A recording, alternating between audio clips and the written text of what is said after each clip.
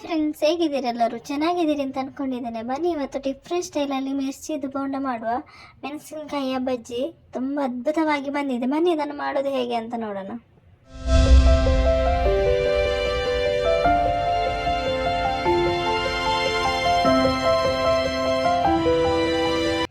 ಇಲ್ಲಿ ನಾನು ಮೆಣಸಿನಕಾಯಿ ತಗೊಂಡಿದ್ದೇನೆ. ಬೋಂಡದ್ದು ಮಾಡುವಂಥ ಮೆಣಸಿನಕಾಯಿ ಚೆನ್ನಾಗಿ ತೊಳೆದು ಕ್ಲೀನ್ ಮಾಡಿ ನಾನೇ ಇಟ್ಟಿರೋದು. ಇದು ನೋಡಿ, ಚೆನ್ನಾಗಿ ಕ್ಲೀನ್ ಮಾಡಿ ಇಟ್ಟಿರೋದು. ಈಗ ನಾವು ಇದಕ್ಕೆ ಒಂದು ಕೋಟಿಂಗ್ ಮಾಡುವ. ಇದಕ್ಕೆ ನಾನು 1 ಕಪ್ ಕಡಲೆ ಹಿಟ್ಟು ತಗೊಂಡಿದ್ದೇನೆ. ಮತ್ತು 1/4 ಟೀ ಸ್ಪೂನು ಚಿಕನ್ ಮಸಾಲ ಹಾಕ್ತಿದ್ದೇನೆ, 1/4 ಟೀ ಸ್ಪೂನ್ ಚಾಟ್ ಮಸಾಲ ಹಾಕ್ತಿದ್ದೇನೆ, 1/4 ಟೀ ಸ್ಪೂನ್ ಅರಿಶಿನ ಹುಡಿ ಹಾಕ್ತಿದ್ದೇನೆ, ರುಚಿಗೆ ಬೇಕಾದಷ್ಟು ಉಪ್ಪು ಹಾಕ್ತಿದ್ದೇನೆ. ಈಗ ಇದನ್ನು ಚೆನ್ನಾಗಿ ಮಿಕ್ಸ್ ಮಾಡಬೇಕು. ಸ್ವಲ್ಪ ಈ ಥರ ಮಿಕ್ಸ್ ಮಾಡಿ ಸ್ವಲ್ಪ ನೀರು ಹಾಕಬೇಕು. ನೀರು ಹಾಕಿ ಈಗ ಚೆನ್ನಾಗಿ ಕಲಸ್ಕೋಬೇಕು. ನೀರು ನೋಡಿಕೊಂಡು ಹಾಕಬೇಕು. ನೋಡ್ಕೊಂಡು ಹಾಕಬೇಕು. ನೀರು ಎಷ್ಟು ಬೇಕಾಗ್ತದೆ ಅಷ್ಟು ನೋಡಿ. ಈ ಥರ ಚೆನ್ನಾಗಿ ಕಲಸ್ಕೋಬೇಕು. ಗಂಟಿಲ್ಲದೆ ಚೆನ್ನಾಗಿ ಕಲಸ್ಕೋಬೇಕು.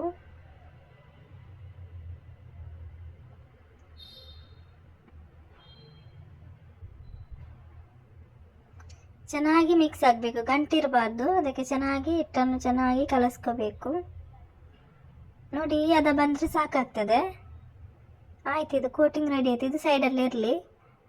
ಇನ್ನು ನಾವು ಇದು ಸ್ವೀಟ್ ಪೊಟ್ಯಾಟೊ, ಸಿಹಿ ಗೆಣಸು. ಇದು 2 ಈರುಳ್ಳಿ ಇದೆ, ದೊಡ್ಡದು 2 ಈರುಳ್ಳಿ ಇದೆ ಇದರಲ್ಲಿ, ಚಿಕ್ಕದಾಗಿ ಕಟ್ ಮಾಡಿರೋವಂಥದ್ದು. ಇದು ಕೊತ್ತಂಬರಿ ಸೊಪ್ಪು, 1 ಹಿಡಿಯಷ್ಟು ಕೊತ್ತಂಬರಿ ಸೊಪ್ಪಿದೆ. ಇದು ಚಿಲ್ಲಿ ಫ್ಲೇಕ್ಸ್ ಹಾಕ್ತಾ ಇದ್ದೇನೆ 1 ಟೀ ಸ್ಪೂನು. ಸ್ವಲ್ಪ ಜೀರಿಗೆ ಹಾಕ್ತಾ ಇದ್ದೇನೆ 1 ಟೀ ಸ್ಪೂನು. ಈಗ ಚೆನ್ನಾಗಿ ಮ್ಯಾಶ್ ಮಾಡಿ ಇಟ್ಕೋಬೇಕು. ಚೆನ್ನಾಗಿ ಮ್ಯಾಶ್ ಆಗಬೇಕಿದು. ಇದು ಸಿಹಿ ಗೆಣಸಲ್ಲಿ ನಾನು ಮಾಡಿರುವಂಥದ್ದು ಸ್ಟೆಪ್ಪಿಂಗ್. ಇದು ಆಲೂಗಡ್ಡೆಯಲ್ಲಿ ಮಾಡ್ತಾರೆ, ನಾನು ಸ್ವೀಟ್ ಪೊಟ್ಯಾಟೋದಲ್ಲಿ ಮಾಡಿದ್ದೇನೆ, ಸಿಹಿ ಗೆಣಸಲ್ಲಿ ಮಾಡಿದ್ದೇನೆ. ತುಂಬ ಚೆನ್ನಾಗಿ ಬಂದಿದೆ. ಹಾಗೆ ನನ್ನ ವೀಡಿಯೋಸ್ ನಿಮಗೆ ಇಷ್ಟ ಆಗೋದಾದರೆ ಒಂದು ಲೈಕ್ ಮತ್ತು ಸಬ್ಸ್ಕ್ರೈಬ್ ಮಾಡೋದನ್ನು ಮರಿಬೇಡಿ. ಹಾಗೆ ಪಕ್ಕದಲ್ಲಿರುವ ಬೆಲ್ ಐಕಾನ್ ಪ್ರೆಸ್ ಮಾಡಿ, ನಿಮಗೆ ನೋಟಿಫಿಕೇಷನ್ ಬರುತ್ತೆ. ಹಾಗೆ ನಿಮ್ಮ ಫ್ರೆಂಡ್ಸ್ ಫ್ಯಾಮಿಲಿ ಜೊತೆ ಶೇರ್ ಮಾಡಿ. ನೋಡಿ, ಸ್ಟೆಪ್ಪಿಂಗ್ ರೆಡಿ ಆಯಿತು. ಈಗ ನಾವು ಮೆಣಸಿದ್ದು ಒಳಗಡೆ ಇದ್ದೆಲ್ಲ ಬೀಜ ತೆಗೆಯುವ. ಇಲ್ಲಾಂದರೆ ಖಾರ ಜಾಸ್ತಿ ಆಗ್ತದೆ, ಅದು ಖಾರ ಇರ್ತದೆ, ಅದು ಒಳಗಡೆ ತೆಗೆಯದಿದ್ದರೆ ಆಗೋದಿಲ್ಲ.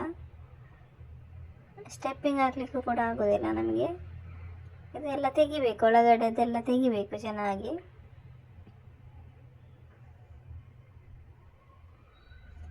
ನೋಡಿ, ಈ ಥರ ಮಾಡಿ ಒಳಗಡೆದೆಲ್ಲ ಬೀಜ ಎಲ್ಲ ತೆಗಿಬೇಕು ಚೆನ್ನಾಗಿ.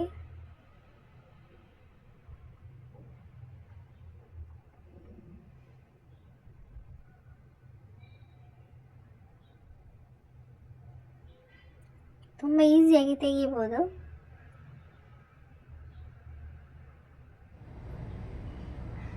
ನೋಡಿ, ನಾನು ಎಲ್ಲವನ್ನು ಈ ಥರ ಬೀಜ ಎಲ್ಲ ತೆಗೆದು ಇಟ್ಕೊಂಡಿದ್ದೇನೆ.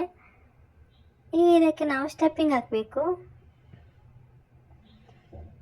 ಈ ಥರ ಒಳಗಡೆ ಸ್ಟೆಪ್ಪಿಂಗ್ ಹಾಕಬೇಕು. ಈಗ ನಾವು ರೆಡಿ ಮಾಡಿರುವಂಥ ಸ್ಟೆಪ್ಪಿಂಗ್ ಇದು ತುಂಬ ಚೆನ್ನಾಗಿ ಹಾಕಬೇಕು. ಫುಲ್ ಹಾಕಬೇಕು ಸ್ಟೆಪ್ಪಿಂಗ್, ಕಂಜೂಸ್ ಮಾಡಬಾರ್ದು. ತುಂಬ ಚೆನ್ನಾಗಿ ಹಾಕಬೇಕು, ಫುಲ್ ಹಾಕಬೇಕು ಸ್ಟೆಪ್ಪಿಂಗ್. ನೋಡಿ, ಈ ಥರ ಫುಲ್ ಹಾಕಬೇಕು. ಎಲ್ಲದಕ್ಕೂ ನಾನು ಸ್ಟೆಪ್ಪಿಂಗ್ ಹಾಕಿ ರೆಡಿ ಮಾಡಿ ಇಟ್ಕೊಂಡಿದ್ದೇನೆ. ಈಗ ನಾನು ಬಾಣಲೆಗೆ ಎಣ್ಣೆ ಹಾಕ್ತಾ ಇದ್ದೇನೆ. ಈಗ ಎಣ್ಣೆ ಬಿಸಿಯಾದ ಮೇಲೆ ನಾವು ಸ್ಟೆಪ್ಪಿಂಗ್ ಹಾಕಿರುವಂಥ ಮೆಣಸಿಗೆ ಕೋಟಿಂಗ್ ಹಾಕಿ, ನಾವು ಕಡಲೆ ಹಿಟ್ಟಿನ ಕೋಟಿಂಗಲ್ಲಿ ನಾವು ಎಣ್ಣೆಗೆ ಹಾಕಬೇಕು. ಎಣ್ಣೆ ಬಿಸಿ ಆದಮೇಲೆ ಹಾಕಬೇಕು. ನೋಡಿ, ಈ ಥರ ಕೋಟಿಂಗ್ ಮಾಡಿ ಹಾಕಬೇಕು ಎಣ್ಣೆಗೆ. ತುಂಬ ಚೆನ್ನಾಗಿ ಬಂದಿದೆ,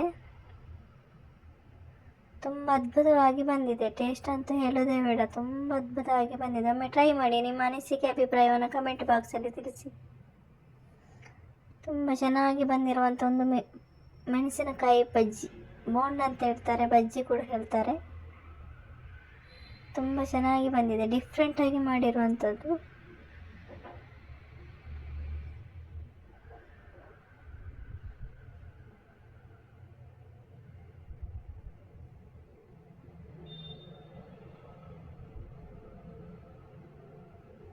ನೋಡಿ, ಇದು ಗೋಲ್ಡನ್ ಕಲರ್ ಬಂದ ಮೇಲೆ ನಾನು ತೆಗಿತಾ ಇರೋದು. ಚೆನ್ನಾಗಿದ್ದು ಮಗಚಿ ಎಲ್ಲ ಹಾಕಬೇಕು.